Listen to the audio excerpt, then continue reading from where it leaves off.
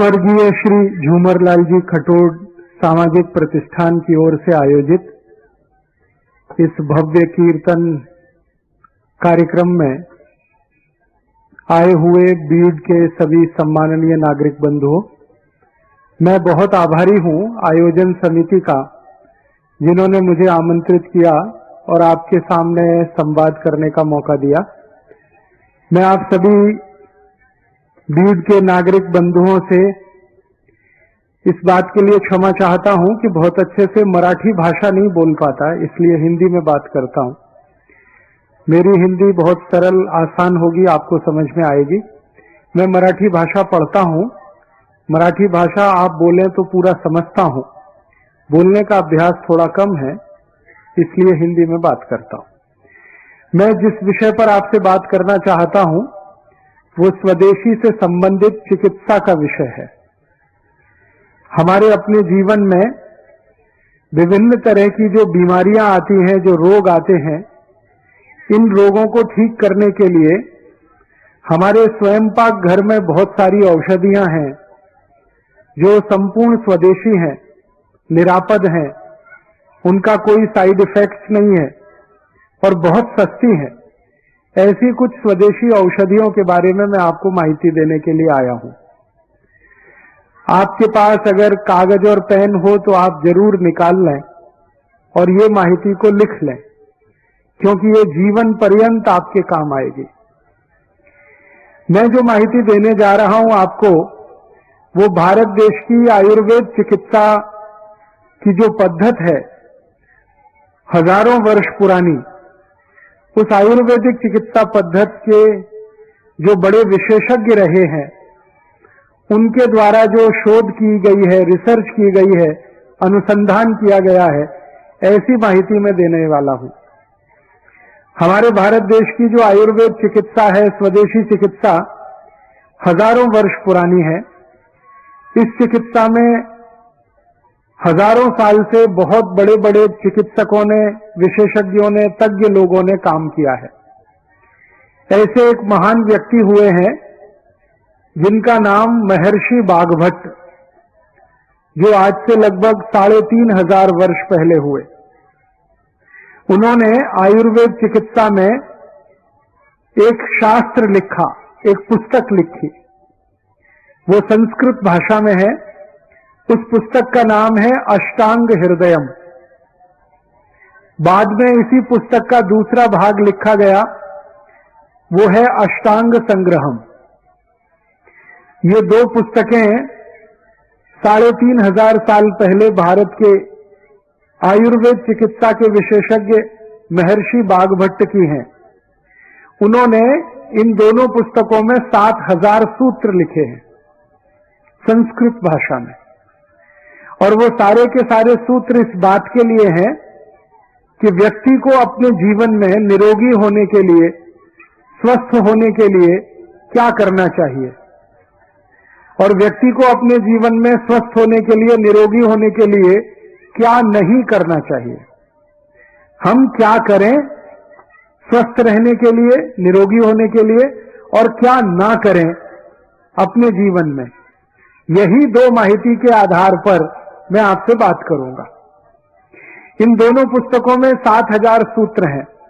मैं उसमें से आपको मात्र 10 सूत्र बताऊंगा, क्योंकि 7000 सूत्रों को बताने के लिए 20 से 25 दिवस का समय लगता है, और मेरे पास 1 घंटे 20 मिनट का समय है। इसमें मैं लगभग 10 सूत्र आपको बताऊंगा, और ये सारे के सारे सूत्र जिनको मैं आपसे बताने जा रहा हूं, मैंने स्वयं अपने जीवन में उनका पालन किया है और उसका इतना लाभ मुझे हुआ है, और मेरे बहुत सारे सहयोगियों ने उनका पिछले कई वर्षों से पालन किया है, उनको भी बहुत लाभ हुआ है। और पिछले 12-13 वर्षों में मैंने हजारों लोगों को ये सूत्र बताए हैं। भारत के गांव-गांव में जाकर 10,000 से ज्यादा मैंने सभाएं की हैं इस माहिती को फैलाने के लिए, और हिंदुस्तान के लाखों लोगों को इससे बहुत लाभ मिला है।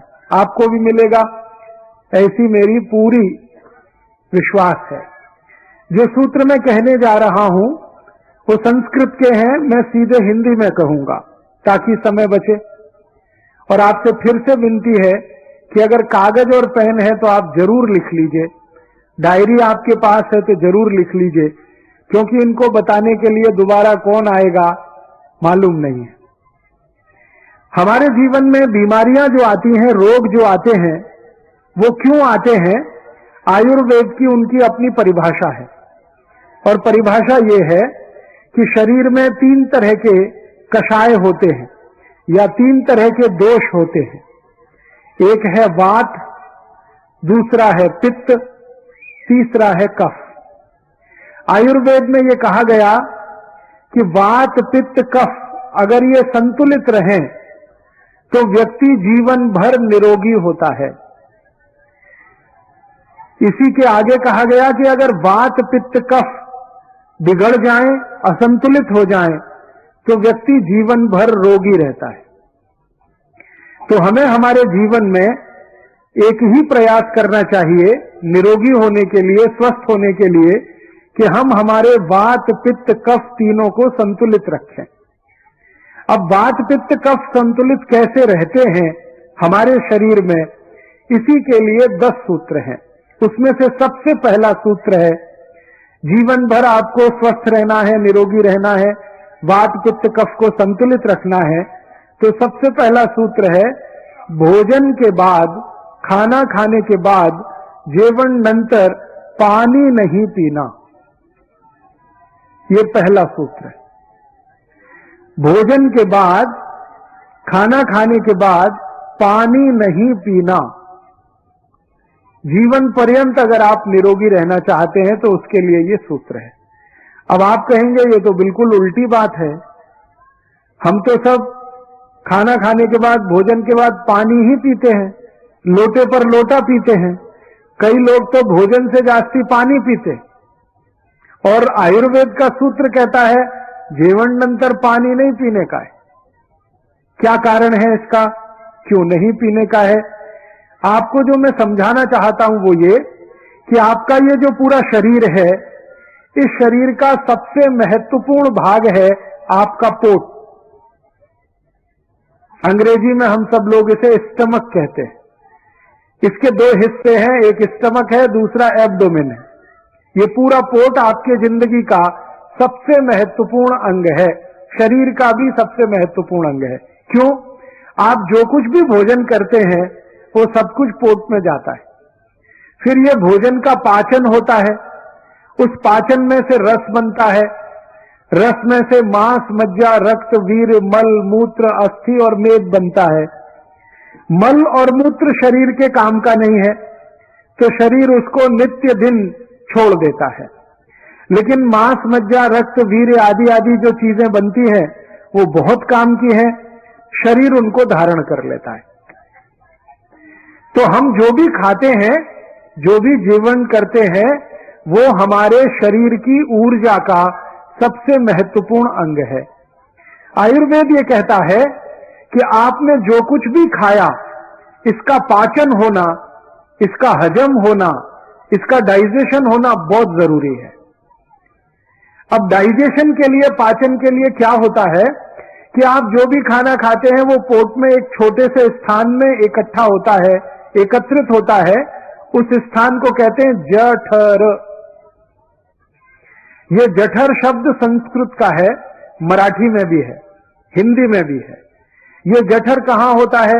हमारे पोट का जो केंद्र है, जिसको नाभि कहते हैं, उसके ठीक दावे बाजू में, लेफ्ट साइड में, वहां पर ये जठर होता है।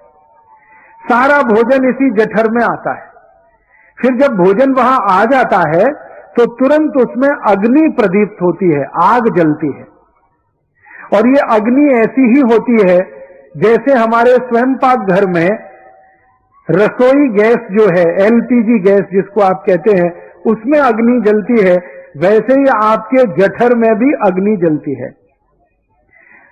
अब क्या हुआ कि आपने भोजन किया, सारा भोजन पोट में, जठर में इकट्ठा हुआ, अग्नि जलना शुरू हुआ, अग्नि ने भोजन का पाचन शुरू किया, उसी समय आपने गटागट पानी पी लिया। अब क्या होगा? अग्नि और पानी का मेल नहीं है, अग्नि और पानी की दोस्ती नहीं है, अग्नि और पानी की दुश्मनी है।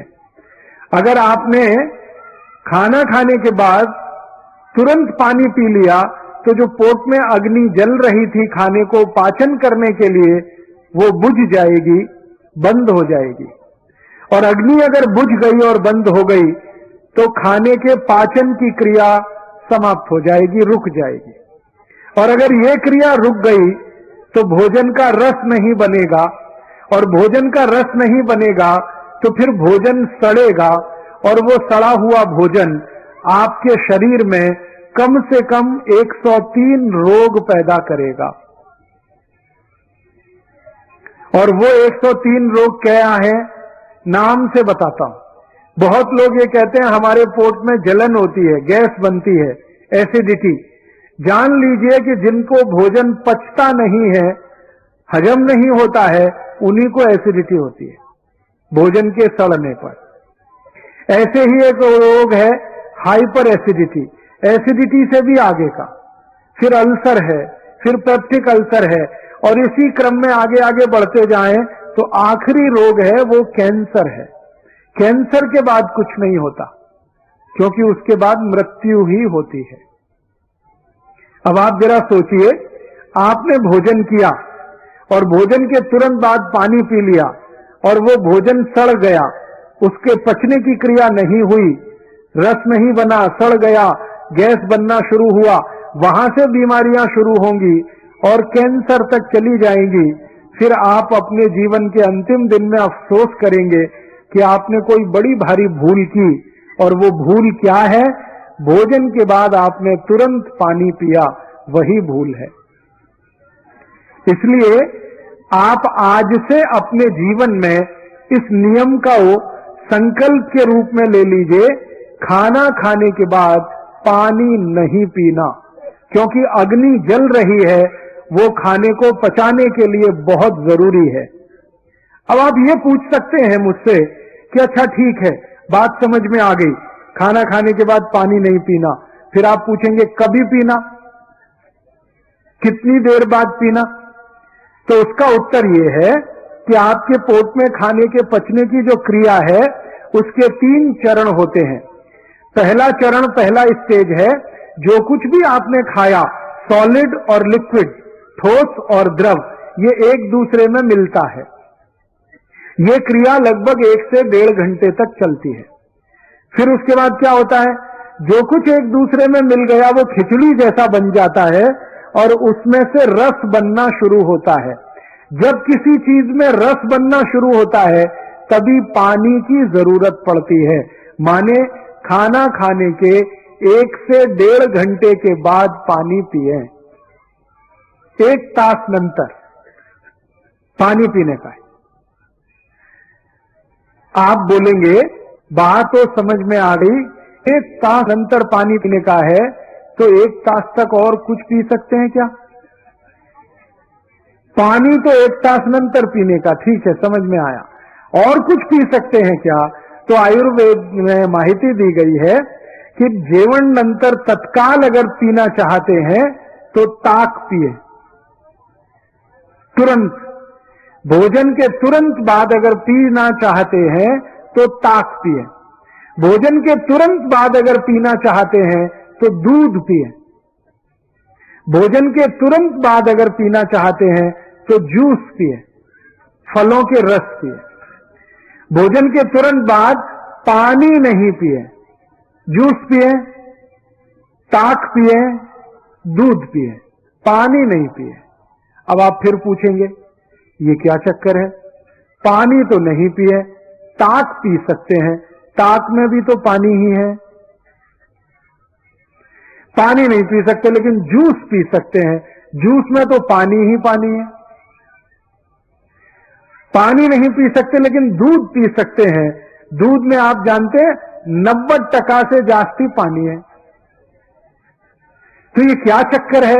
आयुर्वेद का एक ज्ञान कहता है जीवन नंतर पानी नहीं पीने का, और आयुर्वेद का ही ज्ञान कहता है जीवन नंतर ताक पीने की, दूध पीने का, जूस पीने का।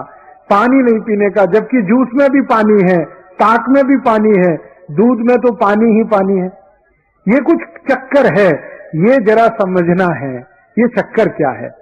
मैं आपको जो जानकारी देना चाहता हूं वो ये कि ये जो पानी होता है ना, ये अगर अकेला है, किसी चीज में मिलाया नहीं है इसको, तो ये पानी के अपने गुण उसमें धारण किए हुए रहता है। पानी के कुछ गुण है, जैसे पानी रंगहीन है, पानी गंधहीन है, पानी स्वादहीन है, पानी शीतल है, पानी शामक है, ऐसे पानी के बहुत सारे गुण हैं। लेकिन ये सारे गुण पानी के तभी तक रहते हैं जब तक पानी अकेला होता है। जैसे ही पानी को किसी वस्तु में मिला दिया जाता है, पानी के सारे गुण खत्म हो जाते हैं। जिस वस्तु में पानी मिल गया उसी के सारे गुण उसमें आ जाते हैं। आपने हिंदी फिल्म का एक गाना सुना, पानी रे पानी तेरा रंग कैसा। फिर उसी गाने में कहा गया जिसमें मिलाओ उस जैसा। माने पानी का गुण है कि जिसमें मिला दिया वैसे ही हो जाएगा। अब ताक में पानी है तो वो पानी नहीं है, वो दही है, क्योंकि ताक बनाई है दही में पानी मिलाकर, तो दही के सारे गुण पानी में आ जाएंगे। इसी तरह से दूध है, दूध में पानी मिला दिया है तो सारे गुण पानी में दूध के आ जाएंगे। इसी तरह जूस में अगर पानी मिल गया है तो फल के सारे गुण पानी में आ जाएंगे। इसलिए जूस पीने का, ताक पीने का, दूध पीने का नियम बताया गया, पानी नहीं पीना है। बात समझ में आ गई? आप कर सकते हैं, आज से ही इसको अपने जीवन में शुरू करिए। अभी इसमें एक और प्रश्न आप पूछेंगे। प्रश्न ये आएगा कि अच्छा ठीक है, जेवण नंतर तत्काल ताक पीने का, जेवण नंतर तत्काल दूध पीने का, जूस पीने का, पानी 1 तास नंतर पीने का, तो आप पूछेंगे जेवण पूर्व? नंतर तो समझ में आ गया, पूर्व? जेवण पूर्व पानी पी सकते हैं क्या? तो आयुर्वेद में उसके लिए कहा गया हां पी सकते हैं। जेवण पूर्व भरपूर पानी पी सकते हैं, लेकिन उसका समय निर्धारित है। जेवण पूर्व लगभग 48 मिनट पहले भरपेट पानी पी सकते हैं। अगर आपको 10 बजे जेवण करने का है, खाना खाने का है, 9:12 तक भरपेट पानी पी सकते हैं। 11 बजे भोजन करने का है, 10:12 तक भरपेट पानी पी सकते हैं। 48 से 50 मिनट पहले आप कितना भी पानी पी सकते हैं। आप बोलेंगे ये क्या कारण है? कारण ऐसा है कि जब आप पानी पीना शुरू करते हैं तो पानी आपके मुंह में होता हुआ, गले से उतरता हुआ, शरीर के अनेक अनेक अंगों में घूमता हुआ अंत में मूत्र पिंड में जाकर आता है। तो मुंह से पानी पीना शुरू करें और उसको मूत्र पिंड तक पहुंचने में, जगह जगह से घूमकर आने में 48 मिनट ही लगते। इसलिए कहा गया जेवण पूर्व अगर पानी पीना है तो 48 मिनट पर पिए। जेवण नंतर पीना है 1 तास कम से कम, जास्ती से जास्ती 1.5 तास। अब आप आखिरी एक प्रश्न पूछेंगे, जेवण के मध्य में पानी पिए कि नहीं पिए? तो उसका भी उत्तर है, अगर आप भोजन कर रहे हैं और भोजन करने में 2 अन्न खा रहे हैं, 2 अन्न खा रहे हैं से मतलब ज्वारी की भाखरी खा रहे हैं और भात खा रहे हैं, ये 2 अन्न हैं। गेहूं का रोटी खा रहे हैं, चपाती खा रहे हैं और भात खा रहे हैं, ये 2 अन्न हैं। मक्की या बाजरी की रोटी खा रहे हैं, भात खा रहे हैं, ये 2 अन्न हैं। तो आयुर्वेद में कहा गया कि 2 अन्न का भोजन अगर आप करते हैं तो एक अन्न खाने के बाद दूसरा खाने के पहले जरूर पानी पिए, लेकिन थोड़ा सा पिए, 3-4 घूंट पिए, इससे जास्ती नहीं। अभी एक सूत्र पूरा हो गया, आपके समझ में आ गया? अगर किसी को नहीं आया हो तो हाथ उठा दे, मैं फिर समझाऊंगा, क्योंकि ये एक सूत्र अगर आपने समझ लिया, जीवन पर्यंत आपका वात, पित्त और कफ तीनों संतुलित हो जाएंगे और आपको कभी रोग ही नहीं आएगा, बीमार ही नहीं पड़ेंगे, हमेशा स्वस्थ रहेंगे। आप बोलेंगे इसका कुछ प्रमाण दो, तो मैं आपको प्रमाण देना चाहता हूं।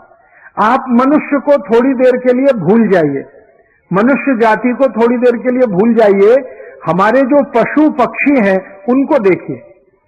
जितने भी पशु हैं, गाय है, भैंस है, मछली है, बकरी है, जो भी पशु हैं, इनको ध्यान से देखिए।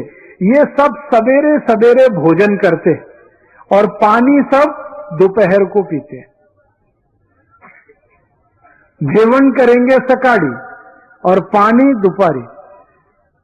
मेरा जन्म गांव में हुआ, मेरा परिवार शेतकरी परिवार है, मेरे घर में गाय है, बचपन से मैंने गाय को देखा है। तो गाय सवेरे जेवण करती है भरपेट, पानी दोपहर को पीती है 10 बजे 11 बजे, जेवण के साथ कभी पानी नहीं पीती। मैंने बहुत बार गाय के सामने क्या किया, वो जो खाना खाती है, भोजन करती है, उसके सामने पानी रख दिया, वो देखती भी नहीं है उस पानी को।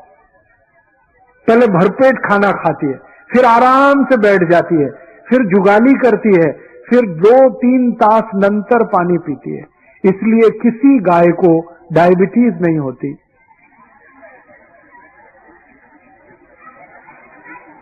कोई भी मछली को कैंसर नहीं होता, अर्थराइटिस नहीं होता। पक्षियों को भी आप देखिए, पक्षी होते हैं ना, सभी पक्षी सुबह सुबह खाना खाते हैं, दाना चुगने के लिए आते हैं और पानी दोपहर को ही पीते हैं सबके सब।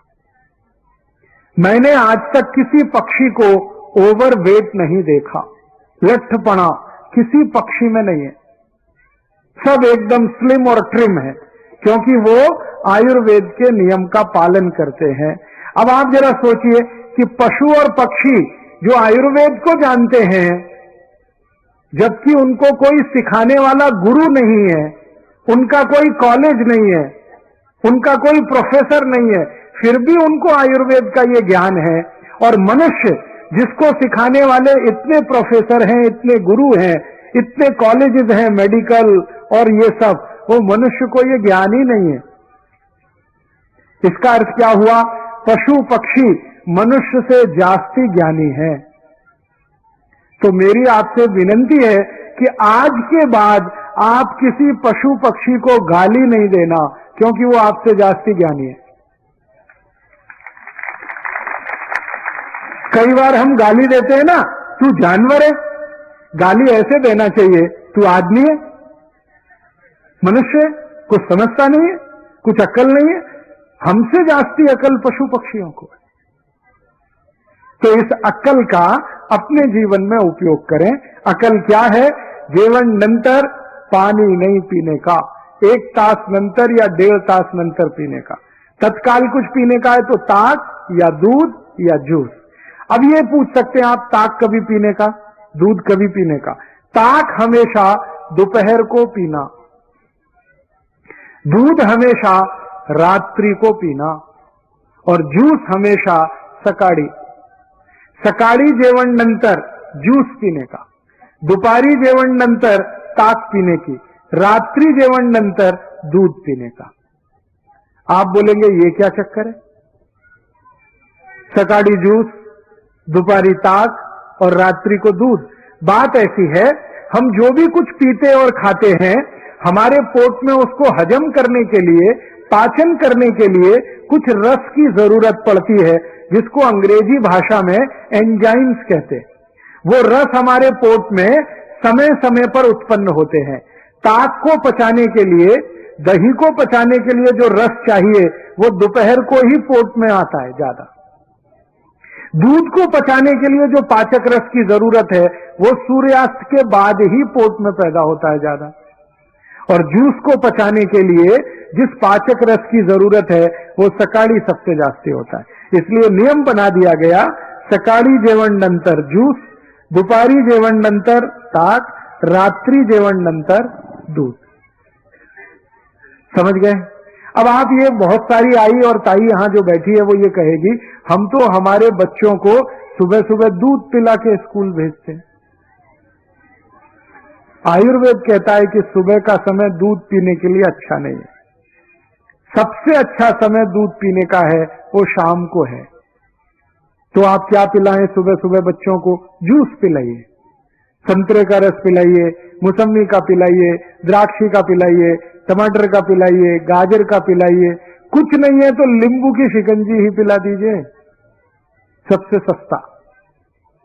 और जितने दिन ऊस खाने को मिलता है, जितने दिन 3 महीने 4 महीने, तो सकाळी ऊस का रस जरूर पीने का, नाश्ता नंतर, जेवण नंतर।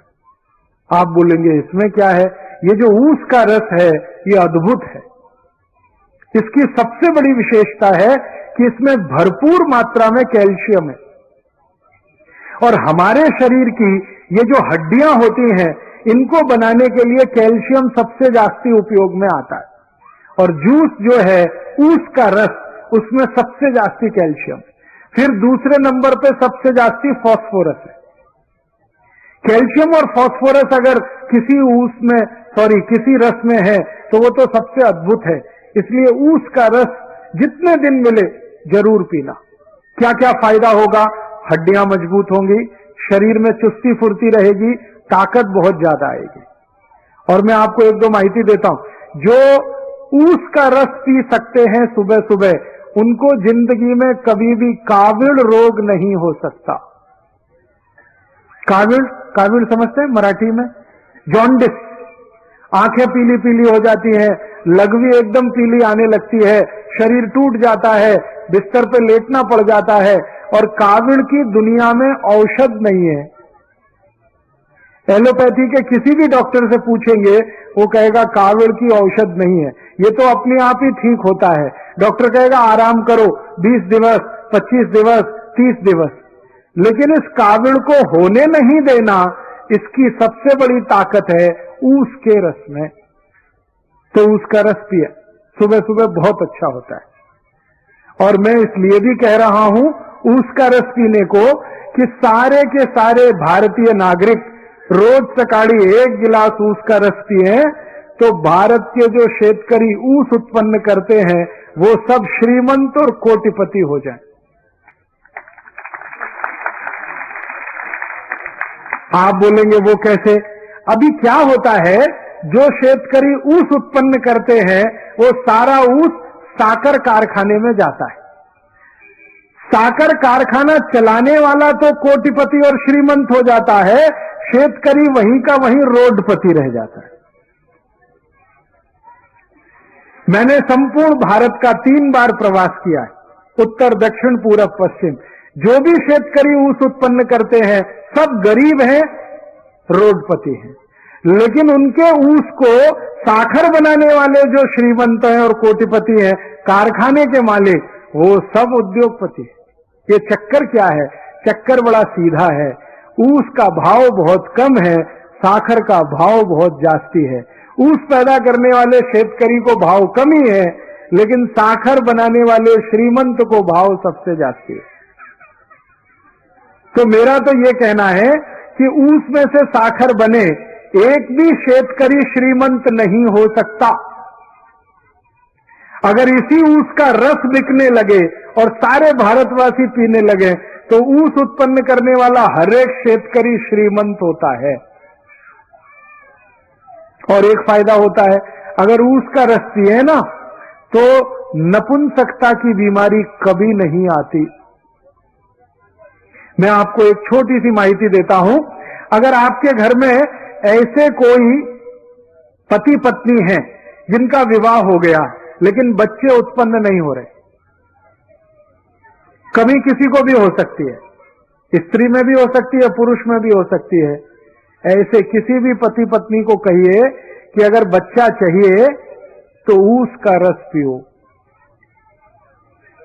और क्या डालकर पियो? चूना डालकर पियो।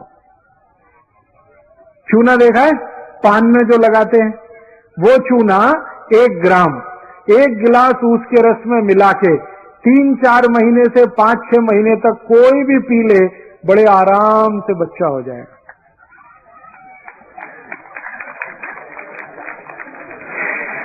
और ऐसी स्थिति में तो सबसे जल्दी बच्चा होगा जब पुरुष के वीर्य में शुक्राणुओं की कमी है और इस कारण से बच्चा नहीं हो रहा है। उनके लिए तो ये अचूक औषध है, ऊस का रस और थोड़ा सा चूना। ये ऊस का रस और चूना दुनिया की सबसे अद्भुत औषध है। आप इसको पी सकते हैं। गुर्गे दुखने का अगर रोग है ना तो भी इसको पी लीजिए, गुर्गा दुखना कम कर देगा। कांधा दुखता है, कमर दुखती है, संधिवात हो गया है, ऊस के रस में चूना मिला के पीजिए, बहुत अद्भुत परिणाम। बार बार काविड़ होता है, ऊस के रस में चूना मिला के पीजिए, और अच्छे परिणाम। नपुंसकता है, शारीरिक कमजोरी है, उसमें भी ये काम करता है। तो मेरा कहना है आयुर्वेद का नियम सकाळी जेवण नंतर जूस पीने का, तो ऊस का रस सबसे अच्छा। दूसरे नंबर पर संतरे का रस, मौसमी का रस, द्राक्षी का रस, टमाटर का रस, गाजर का रस, और ये जितने भी रस आप पिएंगे सबका पैसा शेतकरी समाज को ही मिलेगा। और शेतकरी समाज को पैसा मिलेगा, शेतकरी समाज श्रीमंत होगा। मेरी आपको एक छोटी सी विनंती है, कुछ और रस आते हैं हमारे देश में बोतल में बंद, वो कभी नहीं पीना, वो सब खतरनाक है। जैसे बोतल बंद, बाटली में बंद एक रस आता है पेप्सी कोला, एक है Coca Cola, Thums Up, Limca, Citra, Mirinda, mango Frooti, ये सब बाटली में बंद आते हैं ना, और पैकेट में भी बंद आते हैं। ये खराब है, इनको नहीं पीना, क्योंकि इनमें दम नहीं है। आप बोलेंगे क्या दम नहीं है, इनमें है क्या? मैं विज्ञान का विद्यार्थी रहा हूं, और विज्ञान के विद्यार्थियों के ऐसे 14 तरह के केमिकल मिलाए जाते हैं, और ये सब जहर हैं, सभी विष हैं। ये पेप्सी और कोका कोला में तो एक केमिकल मिलाया जाता है, उसका नाम है फॉस्फोरिक एसिड। ये फॉस्फोरिक एसिड से आप जानते हैं क्या बनता है? संडास साफ करने वाला हार्पिक। आपने टीवी जाहिरात देखा? हार्पिक, वो संडास पात्र पे डालो, 2 मिनट में फ्लश करो, झकाझक सफेद कर देता है। वो कैसे कर देता है? उसमें एसिड मिलाया हुआ है जिसको तेजाब कहते हैं, और उसका नाम है फॉस्फोरिक एसिड। वही एसिड पेप्सी कोका कोला में भी मिलाया जाता है। तो एक बार मैंने सोचा कि हार्पिक से अगर संडास साफ हो सकता है तो पेप्सी से भी होना चाहिए, क्योंकि दोनों में एसिड है। तो मैंने मेरे घर में करके देखा। मैंने मेरे घर में क्या किया, 1 महीने तक संडास साफ नहीं किया, खूब गंदा हो गया, एकदम पीला पीला कचरा जमा हो गया। फिर मैं पेप्सी और कोका कोला की बाटली लेके आया और संडास पात्र पे गिराया, और 2 मिनट के बाद पानी से फ्लश किया। संडास पात्र झक्काझक सफेद, एकदम व्हाइट एंड व्हाइट, एकदम नीट एंड क्लीन। वो दिन से मैंने एक जाहिरात शुरू किया है, ठंडा मतलब टॉयलेट क्लीनर। ठंडा मतलब कोका कोला नहीं है, ठंडा मतलब टॉयलेट क्लीनर। अब मुझे बड़ा दुख होता है कि पढ़े लिखे श्रीमंत लोग ये टॉयलेट क्लीनर गटागट पीते रहते हैं। जास्ती एजुकेटेड जास्ती पीते रहते हैं। Engineer, doctor, chartered accountant, manager, professor सब संडास साफ करने वाला पानी पी रहे। किसी के लग्न प्रसंग में जाते हैं ना तो फोकट में मिलता है, तो 2-2, 3-3 बाटली गटकते, और पीने वाले घर में अकेले नहीं पीते, कोई मेहमान आ गया उसको भी पिलाते। एक तरफ कहते हैं अतिथि देवता होता है, देवताओं को ही ठंडा साफ करने का पानी पिलाते हैं। और कुछ अतिथि अपने घर में ऐसे आते हैं जो कहते हैं ठंडा लाओ, माने हमको संडास साफ करने का पानी पिलाओ। मेरी आपको हाथ जोड़कर विनती है, ये Pepsi, Coke, Thums Up, Limca, Citra नहीं पीना, क्योंकि इसमें एसिड है। वो एसिड पेट को जलाता है, एसिडिटी पैदा करता है। और सबसे तकलीफ की बात पता है क्या है? कि आप बाटली खरीदते हैं, वो 10-12 रुपए की आती है, कारखाने में सिर्फ 70 पैसे की बनती है, वो 12 रुपए में आप खरीदते हैं। और ये पेप्सी कोका कोला की बाटली विदेशी कंपनी की है, अमेरिका की कंपनी की है, वो भारत की नहीं है। तो आप अगर 12 रुपए की बाटली खरीदे, 70 पैसा खर्चा होता है, 11 रुपए 30 पैसे मुनाफा होता है परदेशी कंपनी को। उसमें से वो 1 रुपए 1.5 रुपए टैक्स का देके फिर दुकानदार को 1 आध रुपए देके एक बाटली पर लगभग 8 से 8.5 रुपए कमा के अमेरिका ले जाते। अगर एक बाटली पेप्सी कोला किसी ने पिया, 8 रुपए भारत देश का अमेरिका को दिया। 2 बाटली पिया 16 रुपए दिया, 3 बाटली पिया 24 रुपए दिया। दर वर्षी भारत में पेप्सी कोका कोला की 700 कोटि बाटली बिकती है और दर वर्षी भारत देश का 5,700 कोटि रुपए अमेरिका जाता है। 5,700 कोटि रुपए इतनी बड़ी रकम है कि अगर इससे सोना खरीद लिया जाए तो बीड़ जिले के एक एक गांव की सड़क सोने से बन सकती है। इतनी बड़ी रकम हम अमेरिका को देते हैं, क्या पीकर? संडास साफ करने वाला पानी, Pepsi cola, Coca Cola, Thums Up, Limca, Citra. तो मेरी आपको विनंती है, नहीं पीना ये पेप्सी कोक। मैंने मेरे जीवन में यह देखा है कि जो पढ़े लिखे एजुकेटेड है ना, वो ही पीते हैं पेप्सी कोका कोला। जो अनएजुकेटेड है, कभी पढ़ने के लिए नहीं गए, वो उसका ही रस पीते हैं। इसका मतलब क्या है? अनएजुकेटेड है, इंटेलिजेंट है, और एजुकेटेड है, मोस्ट इडियट है। संडास साफ करने का पानी पी रहे हैं, दूसरों को भी पिला रहे हैं, देश का पैसा विदेश में भेज रहे हैं और शेतकरी समाज को गरीब बना रहे हैं। तो आयुर्वेद का नियम जो मैंने बता दिया उसको ध्यान रखना है। सकाळी जेवण ज्यूस पीना, दुपारी जेवण ताक पीना, रात्रि जेवण दूध पीना। जूस पीना तो सबसे अच्छा, उसका 2 नंबर पे संतरे, मौसमी, फिर उसके बाद गाजर, टमाटर, फिर जो भी फल मिले उसका। अभी दूसरा नियम, आयुर्वेद का दूसरा नियम, अष्टांग हृदयम का दूसरा नियम, पानी कैसे पीना। पहला नियम हो गया जेवण नंतर 1 तास के बाद पानी पीना। जेवण पूर्व पीना है तो 48 से 50 मिनट पहले पीना। जेवण मध्य पीना है तो 2 अन्न का भोजन अगर कर रहे हैं तो 1 अन्न खाने के बाद, दूसरा खाने के पहले थोड़ा सा पीना। जेवण नंतर तत्काल कुछ पीना है तो दोपहरी ताक पीना है, सकाळी जूस पीना है, रात्रि को दूध पीना। अब दूसरा नियम मैं बताने जा रहा हूं वो ये कि पानी कैसे पीना। तो आयुर्वेद में कहा गया है पानी को घूट घूट भर के पीना, सिप सिप करके पीना। जैसे चाय पीते हैं ऐसे पानी पीना, जैसे कॉफी पीते हैं ऐसे पानी पीना। 1 घूट लिया, फिर दूसरा लिया, फिर तीसरा लिया, ऐसे करके पीना। आप बोलेंगे क्यों? कारण बताओ। कारण उसका यह है कि हमारा जो मुंह है इसमें सतत एक पदार्थ बनता है जिसको लार कहते हैं। अंग्रेजी में हम उसे स्लाइवा कहते हैं, सैलिवा कहते हैं, मराठी और हिंदी में लार कहते हैं। ये जो लार पदार्थ है ये आपके शरीर का बहुत महत्वपूर्ण पदार्थ है।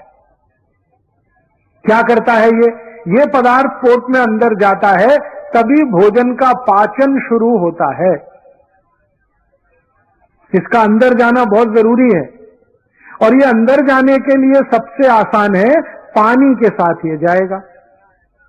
और ये लार जो है ना सतत बनता है, हर सेकंड बनता है। आप सो जाते हैं फिर भी ये बनता रहता है।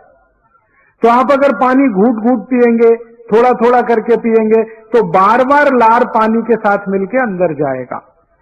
और ये लार जो है क्षारपण होता है, क्षारीय होता है, एल्कलाइन होता है। और हमारे पेट में जो है ना अम्ल बनता है, एसिड बनता है। तो आयुर्वेद शास्त्र कहता है कि पेट में एसिड बनता है, मुंह में क्षार बनता है। क्षार और अम्ल को मिलाते रहो तो दोनों एक दूसरे को निष्प्रभावी करते हैं, न्यूट्रल करते हैं।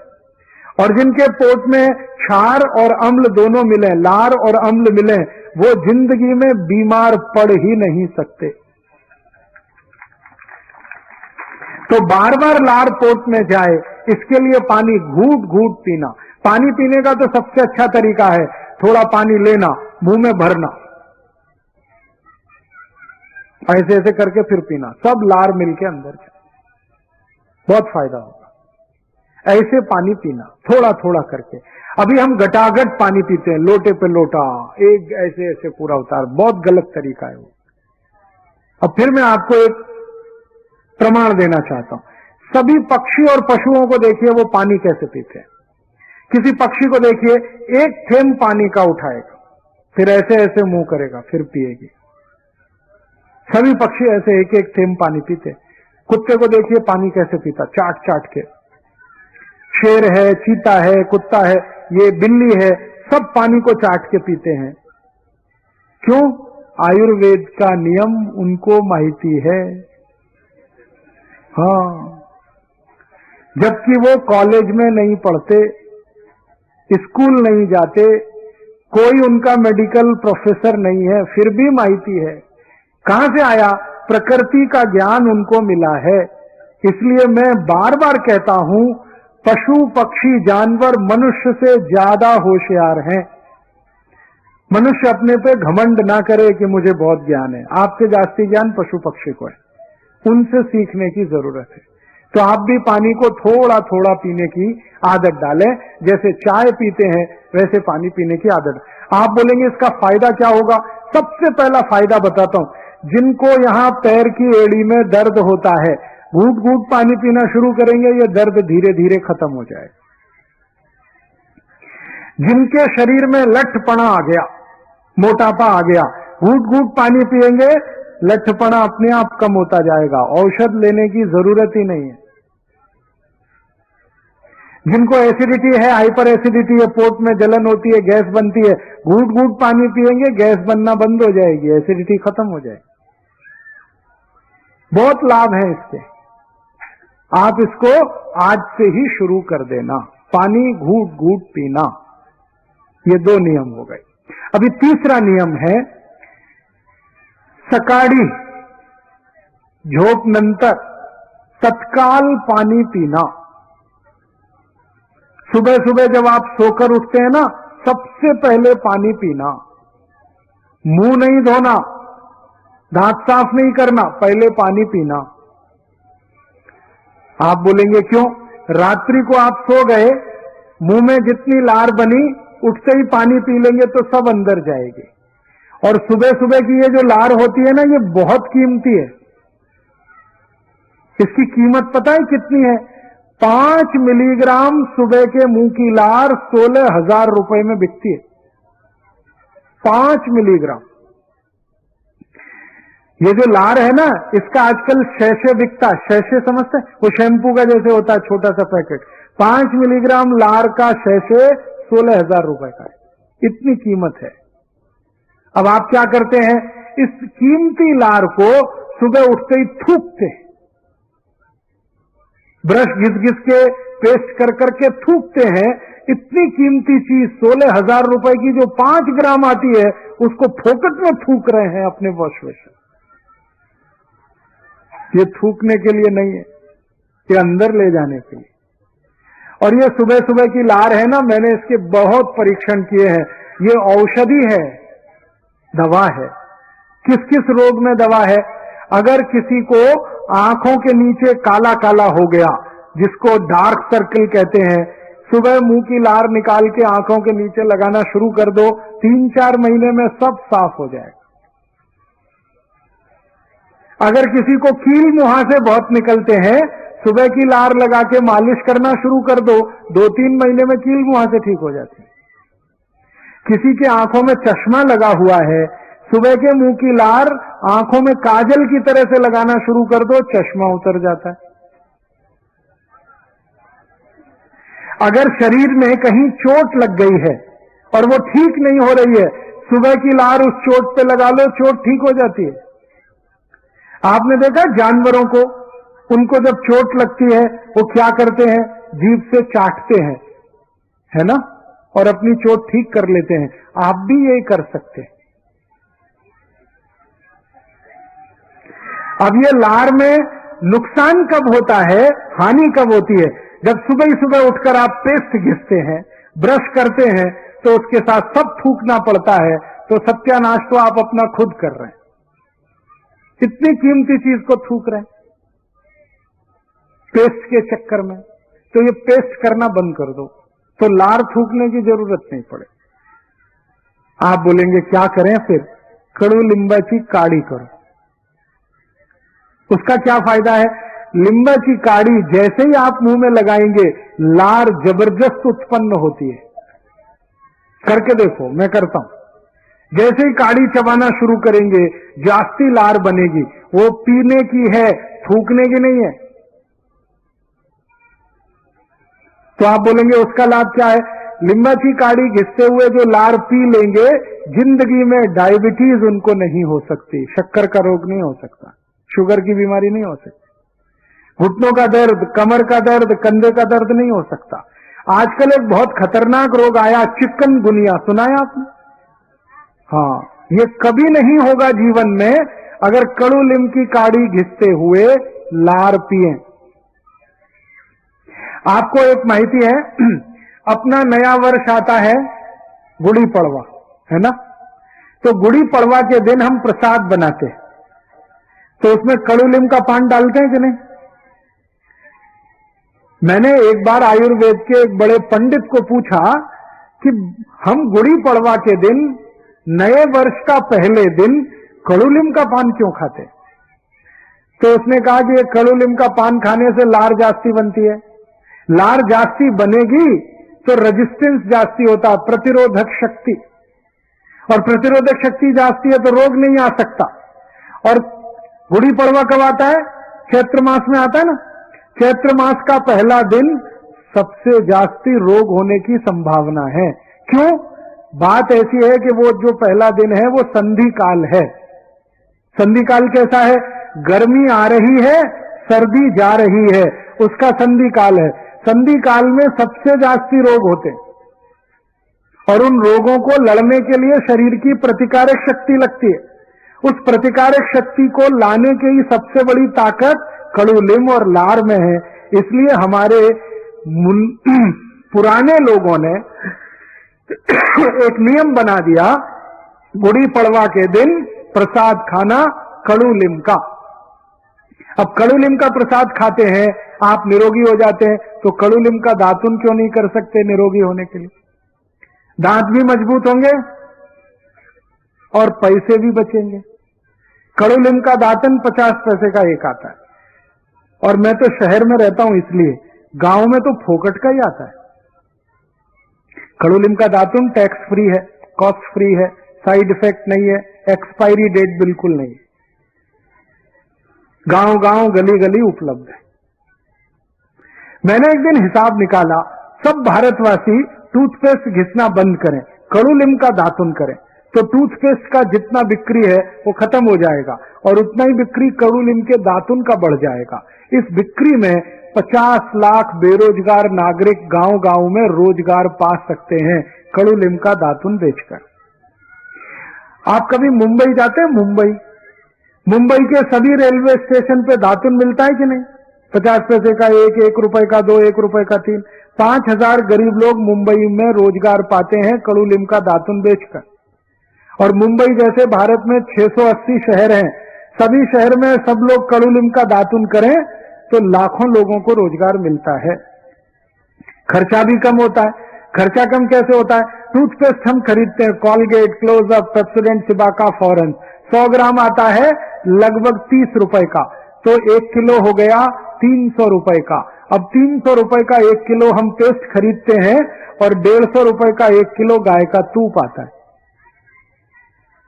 150 रुपए किलो तूप है, 300 रुपए किलो टूथपेस्ट है। टूप को भाखरी पे लगा के खाते हैं, सस्ता है, और टूथपेस्ट 300 रुपए किलो का दांत में घिस के थूकते हैं, वो महंगा है। महंगी चीज थूकते हैं, सस्ती खाते हैं।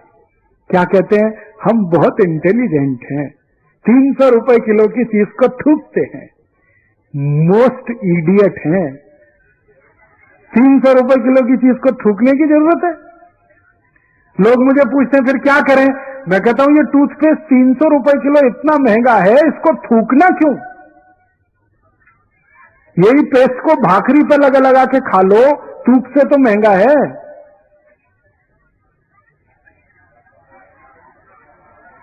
और लोग टीवी का जाहिरात देख देख के कॉलगेट, क्लोजअप, पेप्सोडेंट खरीद के ला के दांत में घिसते हैं। इसका 2 नुकसान, एक तो पैसे की बर्बादी, दांत खराब, क्योंकि ब्रश से घिसेंगे तो मसूड़े सब खलास हो जाएंगे, दांत कमजोर हो जाएंगे। इसलिए मेरी हाथ जोड़कर विनती है, पेस्ट बंद कर दो, कॉलगेट क्लोजअप जरूरत नहीं। उसका और एक कारण बताता हूं। ये जो कॉलगेट क्लोजअप टूथपेस्ट है ना, इसको आप जब घिसते हो तो इसमें झाग बनता है, फोम। मराठी में क्या कहते हैं? फेस, फीण कहते हैं, फेस। फेस फेस बहुत बनता है। आपको माहिती है, बहुत लोगों को मैं पूछता हूं आप कॉलगेट क्यों करते हैं, तो कहते हैं इसमें फेस बहुत बनता है। तो मैं कहता हूं सबसे ज्यादा फेस तो शैम्पू में बनता है, उससे भी जास्ती फेस शेविंग क्रीम में बनता है। तो शेविंग क्रीम क्यों नहीं कर लेते फिर आप? शैम्पू क्यों नहीं घिस लेते अपने दांत में? फेस के लिए ही अगर पेस्ट कर रहे हैं तो। आपको जो मैं माहिती देना चाहता हूं, ये जो फेस बनता है टूथपेस्ट में, ये फेस बनाने के लिए एक केमिकल लगता है। उस केमिकल का नाम है सोडियम लॉरेल सल्फेट, और ये दुनिया का सबसे खतरनाक केमिकल है, कैंसर करने वाला केमिकल है। विज्ञान की माहिती मैं आपको दे रहा हूं।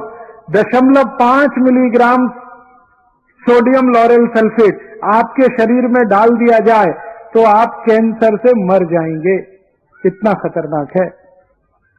और वो टूथपेस्ट में सबसे जास्ती मिलाया जाता है, और वो आप अंदर घिस रहे हैं, वो जीभ की लार के साथ मिलकर अंदर जाता है, बहुत तकलीफ है, कैंसर हो जाएगा, मत करिए टूथपेस्ट। अमेरिका और यूरोप के देशों में तो टूथपेस्ट जो बिकता है ना बाजार में, उसके डब्बे पर चेतावनी लिखी रहती है अंग्रेजी भाषा में, वार्निंग। आपने देखा भारत में सिगरेट के पैकेट पर एक माहिती लिखा होता है, cigarette smoking is injurious to health. America में कॉलगेट टूथपेस्ट पर यही लिखा रहता है, Colgate is injurious to health.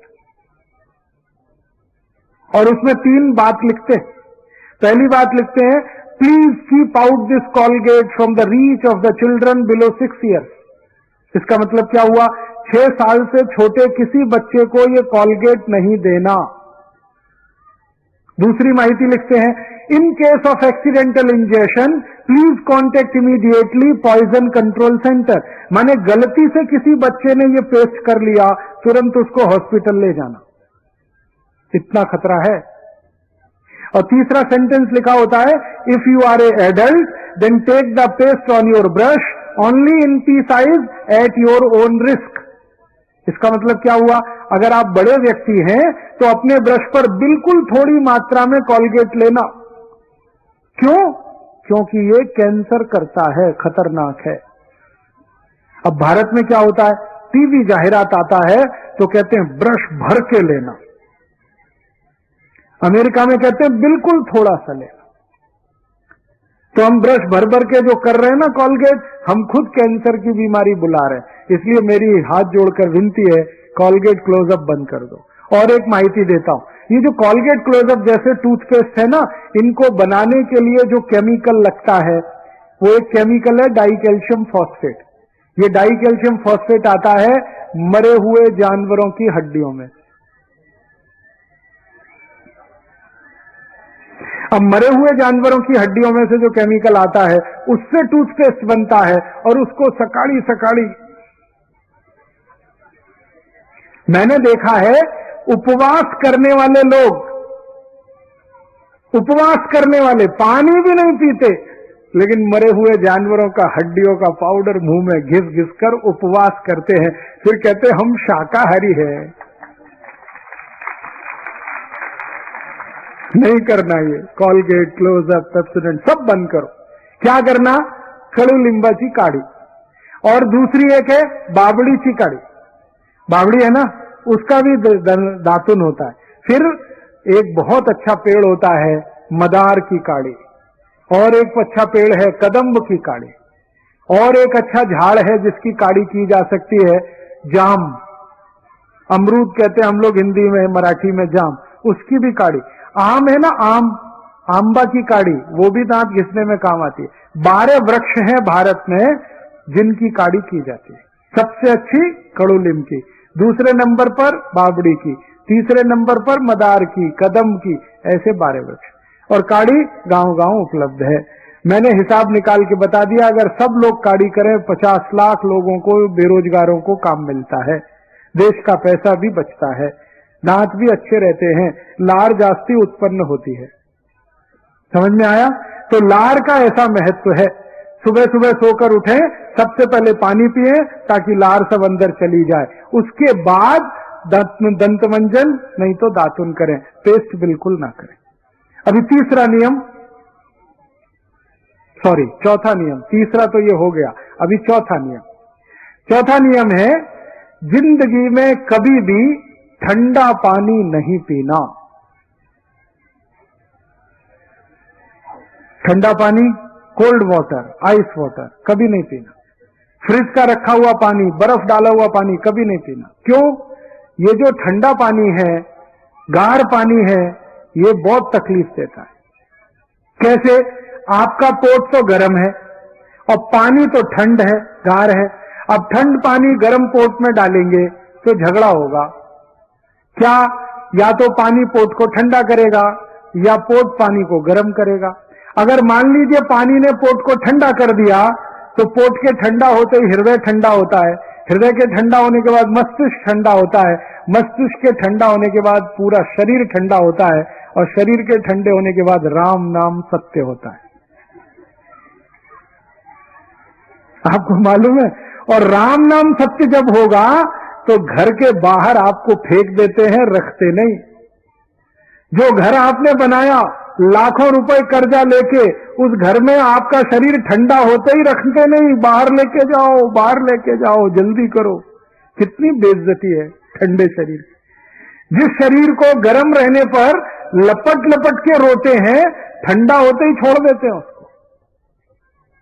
तो क्यों करना चाहते हैं अपने शरीर को ठंडा गार पानी पी के? नहीं पीना। अब एक विज्ञान की माहिती मैं आपको देना चाहता हूं। जब बहुत गार पानी आप पिएंगे, ठंड पानी पिएंगे, तो क्या होगा? पोट पानी को गर्म करेगा। अब पोट पानी को गर्म करेगा तो पोट को गर्म करने के लिए ऊर्जा चाहिए। जैसे स्वयं पाक घर में कोई भी चीज गर्म करने के लिए एलपीजी गैस लगती है ना, वैसे पोट में पानी गर्म करने के लिए रक्त लगता है, खून। तो जब आप बहुत गाढ़ पानी पीते हैं तो सारे शरीर का रक्त पोट में आता है पानी को गर्म करने के लिए। अब रक्त की जरूरत है मस्तिष्क को, लेकिन वो आ गया पोट में। रक्त की जरूरत है हृदय को, वो आ गया पोट में। क्या करने के लिए? पानी को गर्म करने के लिए। तो मस्तिष्क को रक्त की कमी आ गई, हृदय को रक्त की कमी आ गई, तो मस्तिष्क में कभी भी पैरालिसिस हो जाएगा, ब्रेन हेमरेज हो जाएगा, हृदय घात कभी भी हो सकता है। इसलिए गाढ़ पानी नहीं पीना, ठंड पानी नहीं पीना, फ्रिज का रखा हुआ पानी, बर्फ डाला हुआ पानी गलती से भी नहीं पीना।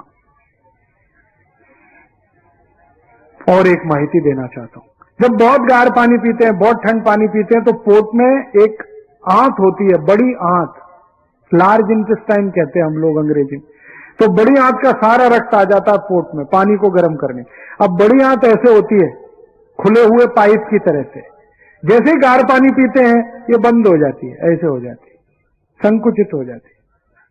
और आपको मालूम है, बड़ी आंत में से ही हमारा सारा गंदगी, मल, संडास निकलता है। अगर ये बंद हो गई, संकुचित हो गई, तो मल नहीं निकलेगा, संडास नहीं निकलेगा, तो मलबद्धता, कोष्ठबद्धता की समस्या शुरू होगी, जिंदगी आपकी नरक हो जाएगी। जिनको मलबद्धता है, कोष्ठबद्धता है, उनको बवासीर, मूलव्याध, भगंदर, घुटने दर्द, कमर दर्द सब होता है। इसलिए पोट साफ रहना जरूरी है, संडास नियमित रूप से होना जरूरी है। वो तभी होगा जब बड़ी आंत खुली रहे, अगर ये बंद हो गई तो नहीं होगा। तो गाढ़ पानी पी के इसको बंद मत करिए, नहीं तो त्रास होगा। अब मैं आपको एक और माहिती देता हूं, इसमें हंसने का नहीं लेकिन ध्यान से सुनने का। अमेरिका में और यूरोप में लोग बहुत गाढ़ पानी पीते हैं, ठंड पानी।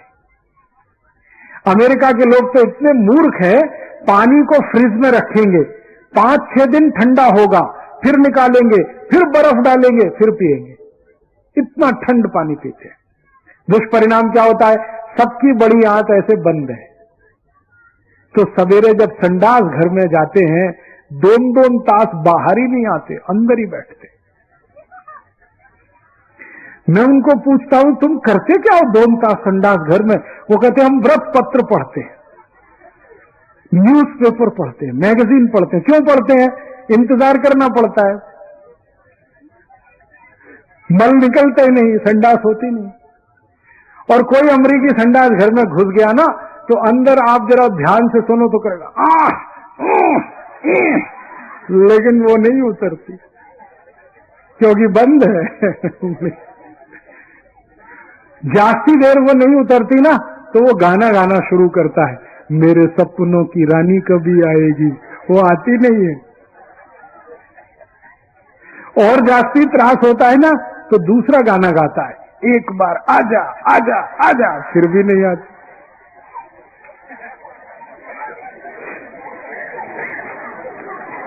एक बार एक अमरीकी व्यक्ति को मैंने ये पूछा कि आपके संडास घर में कमोड सीट क्यों लगाते हैं?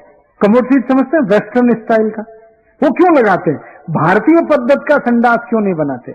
उसने उत्तर दिया, भारतीय पद्धति के संडास पे 5 मिनट बैठ सकते हैं, हमको 2 तास बैठना पड़ता है, इसलिए हम कुर्सी जैसा संडास पात्र बनाते हैं, बैठ जाते हैं, न्यूज़पेपर पढ़ते रहते हैं, पोट साफ होता ही नहीं है। ये समस्या कहां से आई? गार पानी से, ठंड पानी से। इसलिए आप जिंदगी में कभी भी ठंड पानी नहीं पीना, गर्मी में भी नहीं पीना।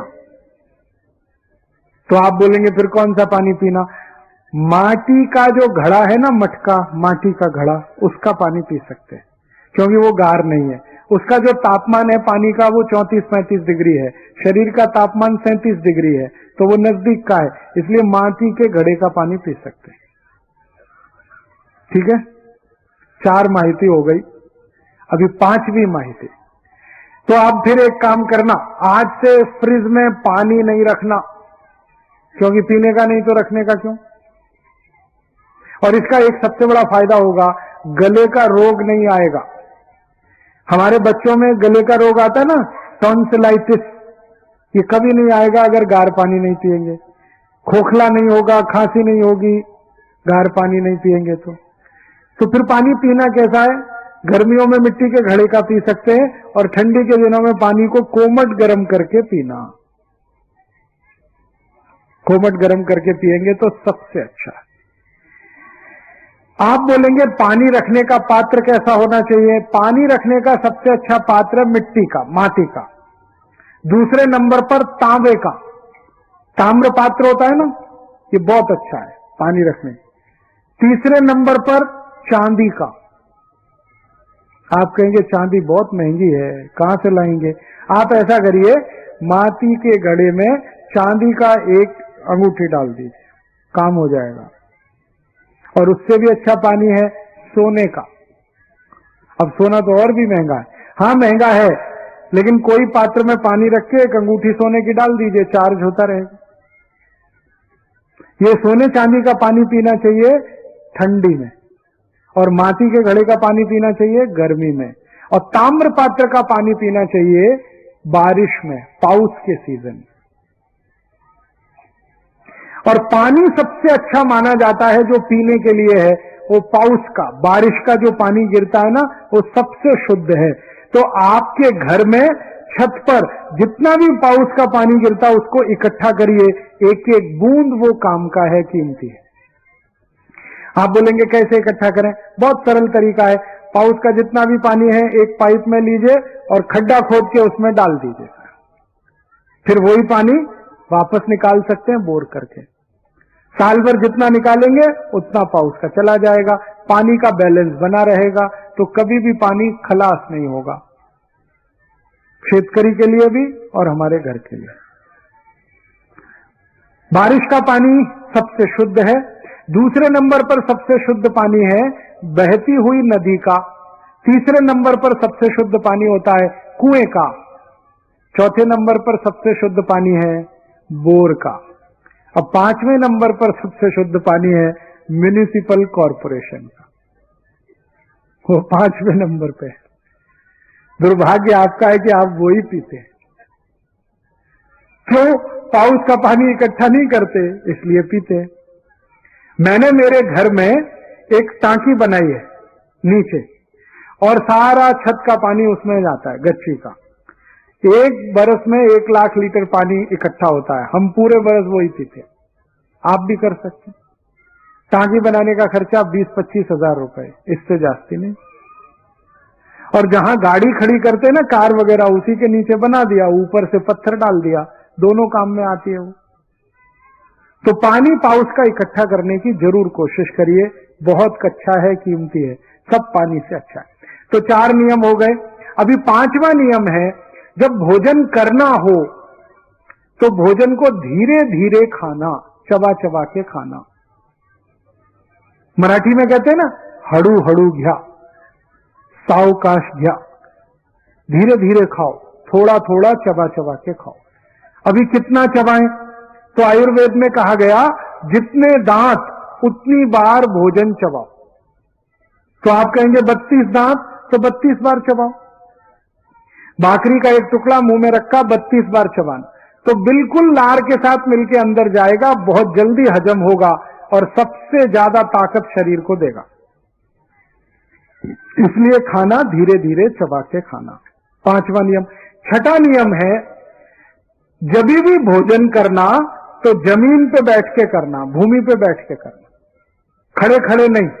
आजकल कुछ पढ़े लिखे लोग खड़े खड़े खाना खाते हैं, बुफे सिस्टम। ये बुफे सिस्टम नहीं, बफेलो सिस्टम है। मछली खाती है खड़े खड़े, आदमी के लिए नहीं है ये। लेकिन ये पढ़े लिखे लोग हैं ही इडियट, करें क्या उसका। अमेरिका यूरोप की नकल करके खड़े खड़े खाना खाते हैं। खड़े खड़े खाना खाने में तकलीफ क्या है और जमीन पे बैठ के खाने में क्या फायदा है, वो जानिए। जब हम भूमि पे बैठे हैं ना, ऐसे करके सुख आसन में आलती पालती मार के ऐसे बैठ गए, तो हमारा जो नाभि है ना, वो गुरुत्वाकर्षण बल के सीधे संपर्क में है। गुरुत्वाकर्षण बल नाभि पे जब केंद्रित होता है तो नाभि चार्ज होती है, फिर उसके बगल में जठर है, वो भी चार्ज होता है, अग्नि बहुत तीव्र होती है। तो इस स्थिति में बैठ के जो खाना खाएं, बहुत जल्दी हजम होता है। इसलिए जमीन पे बैठ के खाना खाना। फिर आप बोलेंगे डाइनिंग टेबल, डाइनिंग टेबल अच्छा नहीं है, कुर्सी पे बैठ के खाना कभी नहीं खाना। गड़बड़ क्या है, इसमें गुरुत्व केंद्र बदल जाता है और फिर वो खाना जल्दी हजम नहीं होगा। तो आप बोलेंगे डाइनिंग टेबल लाया तो अब क्या करना? डाइनिंग टेबल लाया है तो बेच दो, बेकार है वो, कुछ काम का नहीं है। अब बहुत लोग कहते हैं बेचने का दिल नहीं करता, तो मेरा एक सुझाव है, उसका पांव काट दो, एकदम नीचे आ जाएगा। तो जैसे पाटा होता है ना, लकड़ी का पाटा, वैसे डाइनिंग टेबल पे थाली रख के आप जमीन पे बैठ के खाना, उसका ये उपयोग हो सकता है। और मुझे तो ये बात कुछ समझ में नहीं आती, हमारा घर हम बनाते हैं, कितना महंगा जमीन है। बीड में 1 स्क्वायर फीट जमीन की कीमत कितनी है? 500 रुपए। अब 500 रुपए स्क्वायर फीट की जमीन है। डाइनिंग टेबल अगर 10 बाई 10 की है, 100 स्क्वायर फीट जमीन आपने घेर रखी है, 1 स्क्वायर फीट 500 रुपए की है, 100 स्क्वायर फीट 50,000 रुपए की जमीन आपने डाइनिंग टेबल के नीचे बेकार करके रखी हुई है, जो इस्तेमाल ही नहीं आ रही। और काम करने वाली बाई को भी त्रास होता है, झुक झुक के उसमें झाड़ू लगानी पड़ती है। क्यों लाए आप इसको? छोड़ दो, कुछ काम की नहीं। इसको निकालोगे घर से, खाली जगह हो जाएगी, स्पेस खुल जाएगा, वो किसी दूसरे काम में आए। मैं आपको एक छोटी माहिती देना चाहता हूं कि घर के अंदर जितना खुला स्पेस होता है, दिल और दिमाग उतना ही खुला होता है। और कि घर के अंदर जितनी चीजें घिचपिच होती है ना, स्पेस कम होता है, दिल दिमाग भी उतना ही छोटा होता है। ये जो आजकल फ्लैट सिस्टम चल गए ना, हम गांव से शहर में आ गए, तो गांव में तो बहुत बड़े घर में थे, अब शहर में आके छोटे फ्लैट में रहते हैं, तो हम दिल दिमाग से भी छोटे हो गए। शहर वाले दिल दिमाग में सबसे छोटे हैं, गांव वालों का दिल दिमाग बहुत बड़ा है, क्योंकि बड़े घर में रहते हैं, खुले घर में रहते हैं। तो घर को थोड़ा खुला रखिए, जबरदस्ती डाइनिंग टेबल, सोफा सेट वगैरह वगैरह मत लाइए। तो आप बोलेंगे बैठेंगे कैसे? जमीन पे बैठिए, हर समय जमीन पे बैठेंगे, गुड़गे का त्रास कभी नहीं होगा।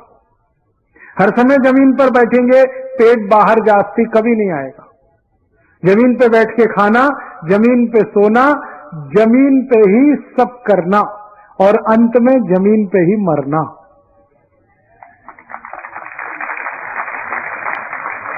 कि कुर्सी मेज का चक्कर कम करिए।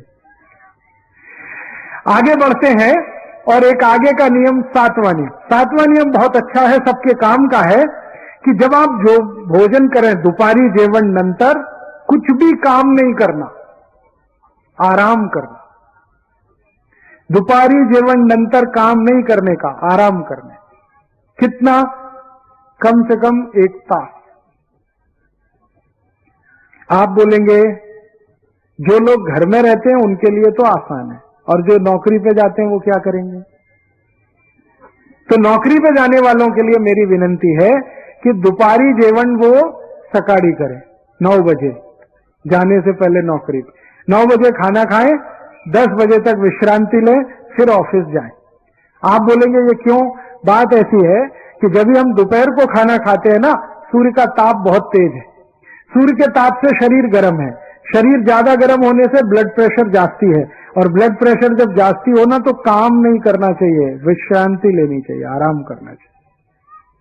इसलिए दोपहरी जेवण नंतर विश्रांति लेना, और विश्रांति लेने का सबसे अच्छा तरीका है ये जो डावा बाजू है ना, इस बाजू में सोना। इसको हम कहते हैं वाम कुक्षी। ये सबसे अच्छा तरीका। अब इसके आगे का नियम है 8वां, वो ये है कि रात्रि जेवण नंतर तुरंत नहीं सोना, काम करना। दुपारी जेवण नंतर विश्रांति करना, रात्रि जेवण नंतर काम करना, 2 तास काम करना, उसके बाद ही विश्रांति लेना।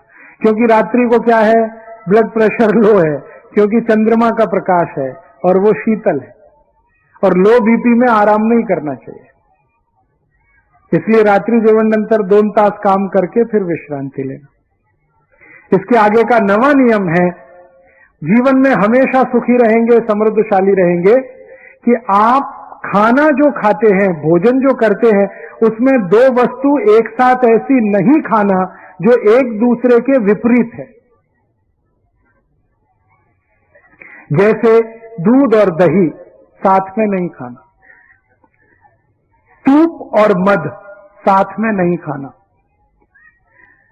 कांदा और दूध साथ में नहीं खाना, फणस और दूध साथ में नहीं खाना, खट्टा फल संतरा, मौसम्मी, द्राक्षी दूध के साथ नहीं खाना।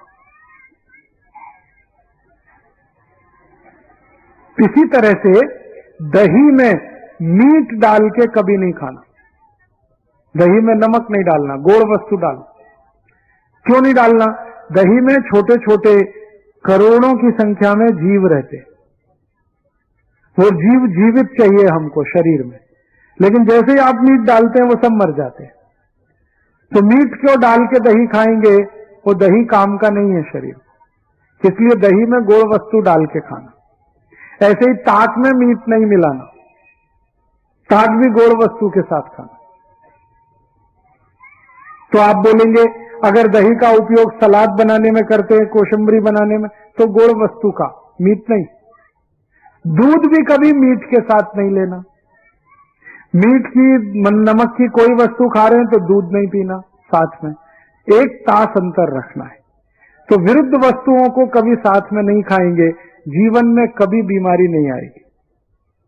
और आखिरी छोटी सी माहिती, 10वां नियम है, वो ये है कि जब आप भोजन को बनाते हैं, भोजन को पकाते हैं स्वयं पाक घर में, तो जिस पात्र में, भांडे में आप भोजन रखते हैं, उस भांडे को हमेशा खुला रखना। खुले भांडे में भोजन बनाना, बंद में नहीं। क्यों? भोजन को बनते समय सूर्य का प्रकाश या पवन का स्पर्श होना बहुत जरूरी है, तो भांडा खुला रहेगा तभी होगा। मतलब सीधा सा है, प्रेशर कुकर में भोजन नहीं बनाना, क्योंकि वो बंद है, उसमें पवन का स्पर्श नहीं होता। और प्रेशर कुकर की एक और तकलीफ है कि वो एल्यूमिनियम का है, और एल्यूमिनियम दुनिया का सबसे खराब मेटल है भोजन बनाने के लिए और खाने के लिए। एल्यूमिनियम के भांडे में अगर भोजन बनाते हैं और खाते हैं, बहुत जल्दी टीबी होगा, ट्यूबरकुलोसिस, दमा, अस्थमा, ब्रोंकियल अस्थमा। इसलिए घर से प्रेशर कुकर का उपयोग आप कम करिए। तो फिर आप बोलेंगे कौन से भांडे लेके आए? माटी के भांडे लेके आइए, वो सबसे अच्छा है। सबसे सस्ता है, सबसे अच्छा है। माटी की हांडी आती है, उसमें आप दाल बना सकते हैं, भात पका सकते हैं, सब्जी पका सकते हैं।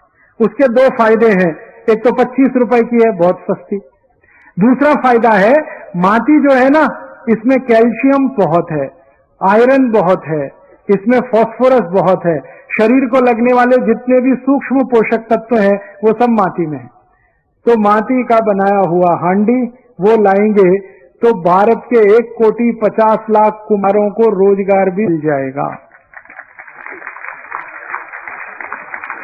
और आपके शरीर को सूक्ष्म पोषक तत्व मिल जाएंगे। तो आप कोशिश करिए। तो आप बोलेंगे अभी कुम्हार हैं क्या? यहां बीड में है, मैं अभी आया तो देखा सड़क के किनारे वो माटी का बेचते हैं। कोई खरीदता नहीं क्योंकि सबके पास प्रेशर कुकर, सब फ्रिज में पानी रखते हैं, घड़ा भी अभी नहीं बिकता उनका। तो आप थोड़ा उनसे खरीदिए, उनकी रोजगारी चलेगी, आपका शरीर अच्छा रहेगा। और माटी के बर्तन अगर नहीं ला सकते, भांडे नहीं ला सकते, तो पीतल के लाना, पीतल। और वो भी नहीं आ सकता तो कांसा, सबसे अच्छा माटी, दूसरा पीतल, फिर कांसा, फिर सबसे अंत में स्टील, लोहा। एल्यूमिनियम बिल्कुल बंद, वो बिल्कुल काम का नहीं है। तो आपको मैंने 10 नियम बता दिए, इनका आप पालन करें। 11वां और आखिरी नियम एक बताना चाहता हूं कि अगर कभी बीमारी आ जाए, नहीं आए उसके लिए तो नियम बता दिए, आ जाए तो क्या करें। तो स्वयंपाक घर में बहुत औषध है।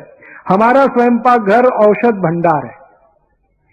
सभी स्वयंपाक घर में लगभग 108 औषध है।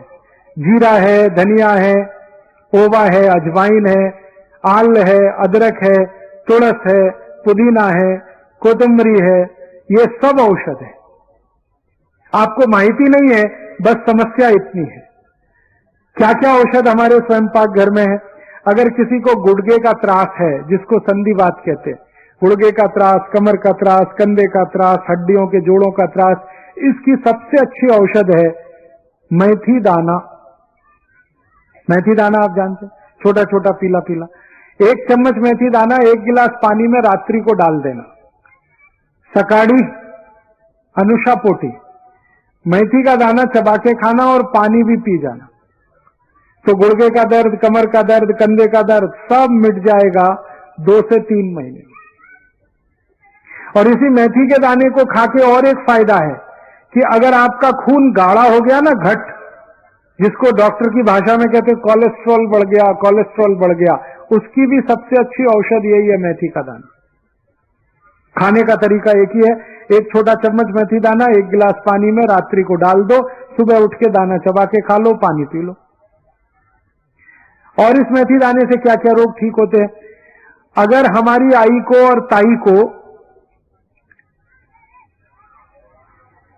यूट्रस के कोई भी रोग होते हैं, गर्भाशय के, जैसे मासिक पाड़ी का त्रास, मासिक पाड़ी समय से नहीं आती, कभी आती है तो बहुत देर में आती है, कभी तो बहुत रक्त जाता है, कभी बिल्कुल रक्त नहीं आता, कभी बहुत पोट दर्द है, कभी बिल्कुल नहीं है, ये सारे जो मासिक पाड़ी के त्रास है ना, इसकी औषध है मेथी का दाना। और जब आई की उम्र 45-50 वर्ष होती है, मासिक पाड़ी बंद होती है, उस समय के सारे त्रास का औषध है मेथी का दाना। कोई आई को बच्चा उत्पन्न हुआ, बच्चा पैदा हुआ, और उस आई को बच्चा पैदा होते ही दूध आना चाहिए, लेकिन दूध नहीं आ रहा है, बहुत कम आ रहा है, तो उसकी सबसे अच्छी औषध है मेथी का दाना। मैं इस मेथी के दाने का उपयोग करके 60 से 70 बीमारियों का इलाज कर लेता हूं और अपने घर में ये भरपूर है, सस्ती है, कीमत में, क्वालिटी में बहुत अच्छी है। ऐसे अपने घर में बहुत अच्छी एक औषध है स्वयंपाक घर में, ओवा। ओवा को तवे में गर्म करके बाटली में भर के रखना। कभी भी पोट में गैस बनती है, एसिडिटी होती है, हाइपर एसिडिटी होती है, थोड़ा ओवा लेना, काला नमक मिला के चबा के खाना, जेवण नंतर आधा चम्मच, 15-20 दिन में सब त्रास खत्म कर। और इसी ओवा को गर्म नहीं करना, गुड़ के साथ मिला के खाना, तो जिनको संडास अच्छे से नहीं होती, संडास के सारे त्रास उनको होते हैं, पोट अच्छे से साफ नहीं होता, कब्जियत रहती है, कोष्ठबद्धता, मलबद्धता, उसकी सबसे अच्छी औषध है ओवा और गुड़ मिला के खाना। ओवा और काला नमक मिला के खाएंगे तो एसिडिटी, हाइपर एसिडिटी ठीक होगा। ओवा और गुड़ मिला के खाएंगे तो मलबद्धता, कोष्ठबद्धता, कॉन्स्टिपेशन सब ठीक होगा। ओवा एक ऐसी औषध है जो 1 दिवस के बच्चे को भी दी जा सकती है, कोई साइड इफेक्ट नहीं। ऐसी अपने घर में एक बहुत अच्छी औषध है हळद। गले का त्रास है, खोखला है, खांसी है, हळद का दूध पी लो, हळद को पानी में उबाल के पी लो। हळद क्या क्या कर देती है, स्मरण शक्ति को बहुत तीव्र करती है हळद, रक्त को एकदम शुद्ध करती है हळद। हळद नियमित रूप से दूध में कोई भी पिएगा, रंग एकदम गोरा हो जाएगा, एकदम साफ। रंग अच्छा करना है ना, गोरा हळद से ही होता है और किसी से नहीं होता। और हळद चोट पे लगा दो, औषध का काम है, चोट ठीक हो जाती है। हळद कैंसर की सबसे अच्छी औषध है। कैंसर के मरीज को भी हळद का उपयोग किया जाता है। कैसे? हळद को गाय के मूत्र में उबालना, गाय का मूत्र लेना, गोमूत्र, उसमें हळद डाल के उबालना, फिर ठंडा करके पिलाना। आधा चम्मच हळद और 1 कप गोमूत्र डाल के उबाल के आप पिलाना शुरू करो। गले का कैंसर, पोट का कैंसर, आहार नली का कैंसर, बहुत लाभ होता है। ऐसे ही अपने स्वयंपाक घर में एक औषध है आल, अदरक, अद्भुत औषध है वो भी, खोखले के लिए, गले की सफाई के लिए। और आल बहुत अच्छी औषध है शराब छुड़ाने के लिए, व्यसन मुक्त होने के लिए। जो लोग शराब पीते हैं, बीड़ी पीते हैं, सिगरेट पीते हैं, मावा खाते हैं, गुटखा खाते हैं, इनको अगर सब छोड़ना है, व्यसन मुक्त होना है, सबसे अच्छी औषध आल। क्या करना? आल के छोटे छोटे टुकड़े करना, नींबू का रस मिलाना, थोड़ा नमक डाल के चूसना सुबह से शाम तक। और अगर वो चूसेंगे तो व्यसन मुक्त होते चले जाएं। अपने स्वयंपाक घर में एक बहुत अच्छी औषध है दूधी भोपला।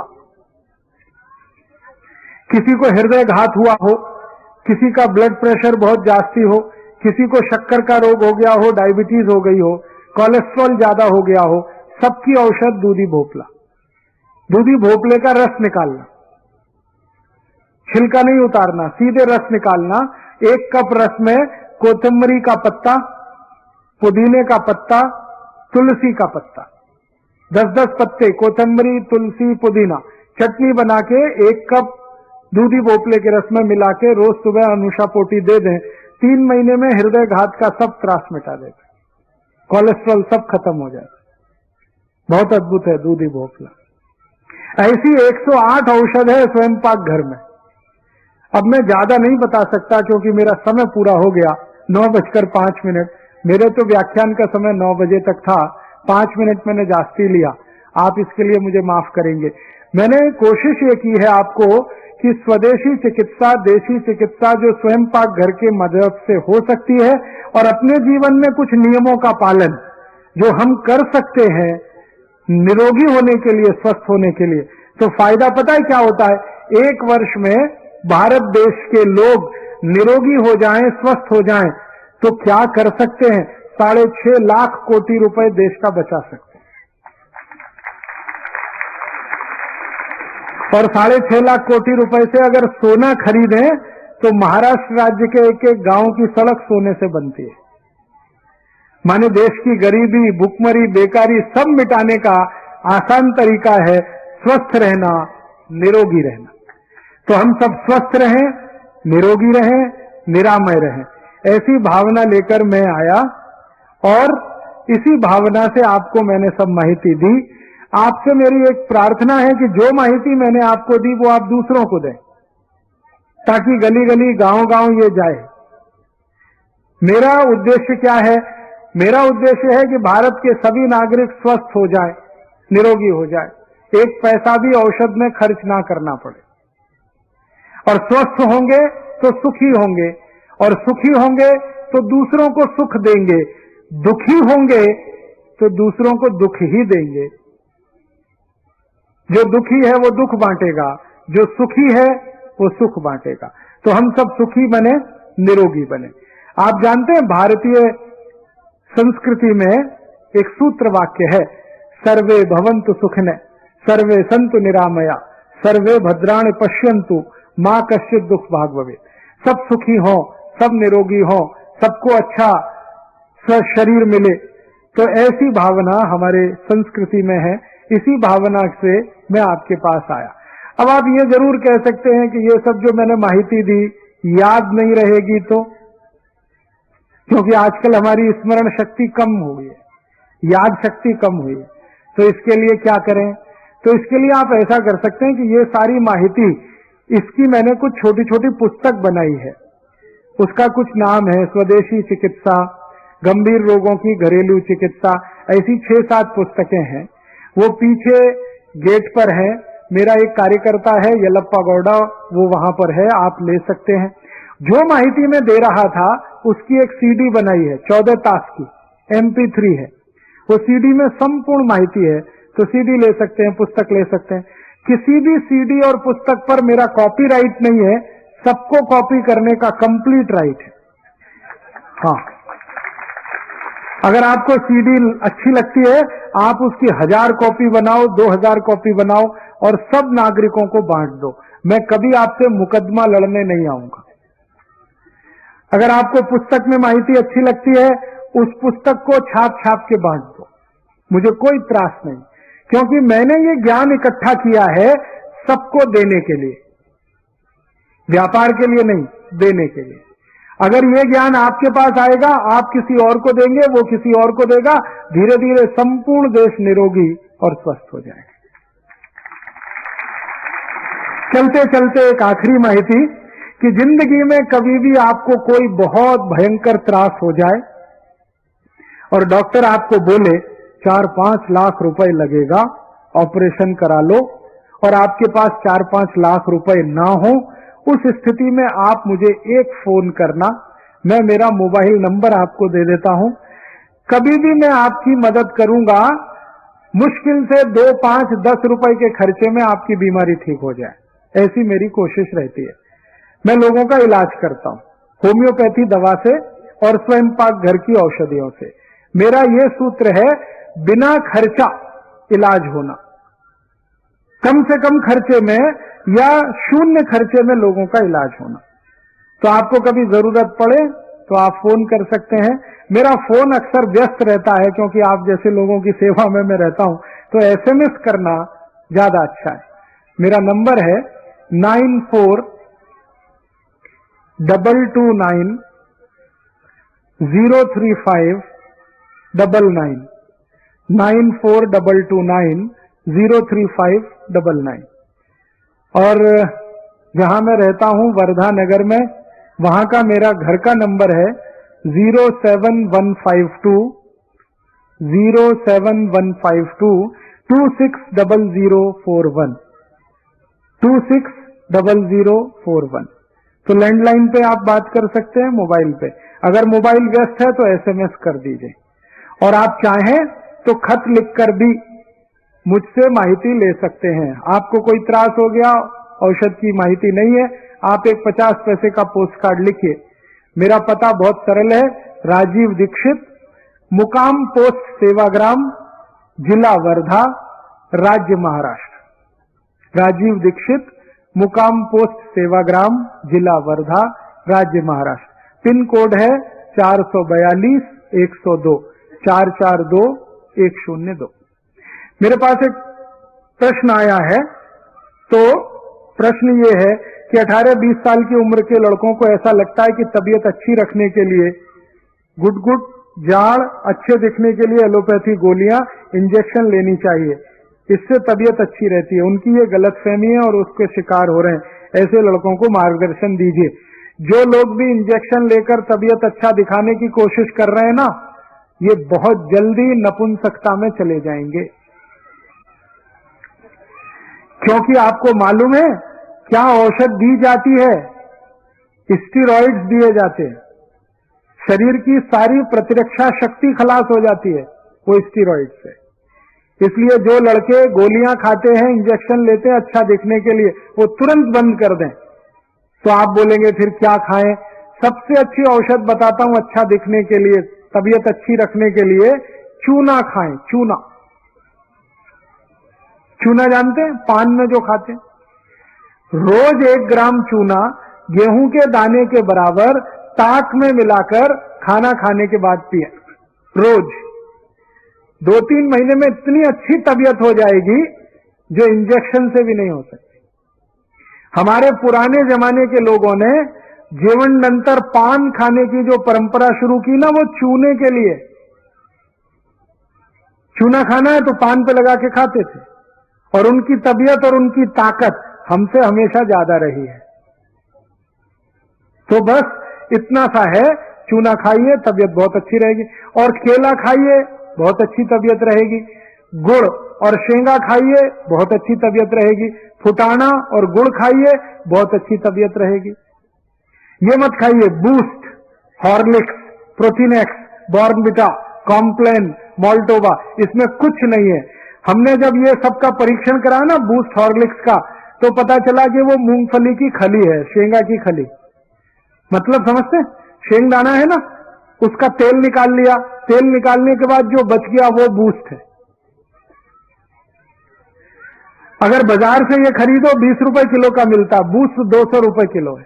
लूट मार मची हुई है, आपको उल्लू बना रहे। इसलिए ये बूस्ट हॉर्लिक्स वगैरह मत खाइए, मत खिलाइए। क्या खिलाएं? शेंगा और गुड़, फुटाने और गुड़, केला और दूध, केला और दही, दही में थोड़ा सा चूना, ताक में थोड़ा सा चूना, तबीयत एकदम दुरुस्त, मस्त और अच्छी हो जाएगी। और इसी के साथ और अच्छी तबीयत करनी है ना, तो जीवनांतर 1 चम्मच तिल चबा के खाइए। तिल है ना, तिल, एक तो काला तिल है, काला तिल मिलेगा तो सबसे अच्छा। जीवनांतर 1 चम्मच काला तिल चबा चबा के खाइए, दिन में 1 ही बार खाइए, जिंदगी भर तबीयत मस्त रहेगी, आप कोई त्रास नहीं आने वाला। ठीक है, अभी मैं तो ऐसे बोलता जाऊंगा, ये चलता जाएगा क्योंकि ये खजाना बहुत बड़ा है। अभी आप सबसे मैं विदा लेना चाहता हूं, आपका धन्यवाद करना चाहता हूं, आपने बड़े शांति से सुना, और दूसरों को अगर ये माहिती देंगे तो मैं और भी आपका आभारी रहूंगा। जिनको सीडी पुस्तक चाहिए वो पीछे जाकर ले सकते हैं। बहुत बहुत आभार, धन्यवाद। धन्यवाद। 1 मिनिट, मी रवींद्रजी वानखेडे साहेब यांना राजीवजी दीक्षित यांचा सत्कार करण्यासाठी मंचावर पाचारण करते। वानखेडे साहेब,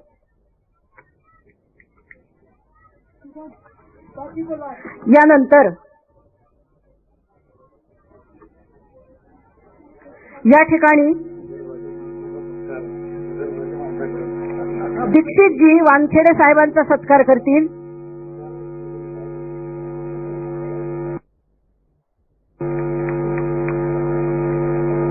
दीक्षितजी वानखेडे साहेबांचा सत्कार करतायत। यानंतर सुशीलजी खटोड, गौतमजी खटोड यांना मी व्यासपीठावर निमंत्रित करते। प्रतिष्ठानचे प्रमुख आधारस्तंभ असणारे, प्रमुख मार्गदर्शक असणारे रवींद्रजी वानखेडे साहेब यांचा सत्कार राजीवजी दीक्षित करतायत। टाळ्यांच्या गजरात आपण त्यांचे स्वागत करूया। सगळ्यांनी जागेवर बसायचं। यानंतर लगेचच या ठिकाणी सिंधुताई सपकाळ यांच्या आईच्या विषयीचं असणारे व्याख्यान आपल्याला ऐकायला मिळणार आहे, अत्यंत सुंदर। तेव्हा कुणीही जागा सोडू नये। यानंतर सुशीलजी खटोड हेही सत्कार करतील।